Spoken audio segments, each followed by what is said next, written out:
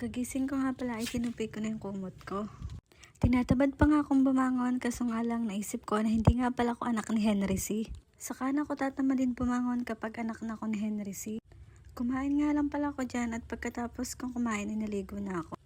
At uminom na nga rin pala ako ng fish oil. Nakabisa nga pala ako dyan at sinusuklay ko na lang yung buhok ko. Paalis na nga din pala ako dyan pagkatapos kong magsuklay. Outfit check. Umaga pa lamang ay alam mo nang masama yung panahon. Kasi nga naman anong oras na hindi pa sumisikat yung araw. Kakatapos lang din kasing umulan. Nasa shop na nga ako niyan ay nagkukunwari lang din ako na may ginagawa. Wala lang para may pang upload. May walang ganun. 5 PM na nga pala yan at sobrang lakas ng ulan. Sumakay na nga pala ako ng tricycle kasi nga pauwi na ako. Medyo umaambon-ambon pa nga ng mga oras na yan. Sobrang lakas kasi ng ulan kanina na may kasama pang kulog at kidlat. Kaya tingnan nyo naman, baha na.